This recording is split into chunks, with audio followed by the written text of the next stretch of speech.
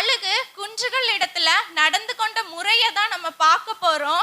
இன்னும் அணுகுமுறை அப்படின்னா என்ன சொல்லலாம்னா செயல் திட்டம். அதாவது திட்டம் போட்டு செயல்படுத்துறதை தான் நம்ம என்ன சொல்ல போறோம்னா செயல் திட்டம் அப்படின்னு சொல்றோம். இந்த கழுகு குஞ்சுகள் இடத்துல திட்டம் போட்டு அதை செயல்படுத்துது.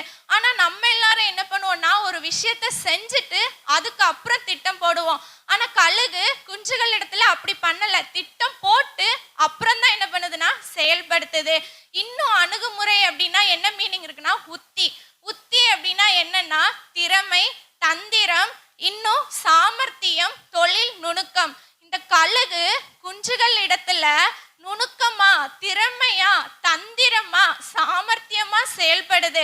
அது அப்படி பண்ணினதுனால தான் அந்த குஞ்சுகள் என்ன பண்ணுதுன்னா எல்லா பறவைகளையும் விட உயர்வாக பறக்குது, ரொம்ப உயரமா பறக்குது. இதுக்கு காரணம்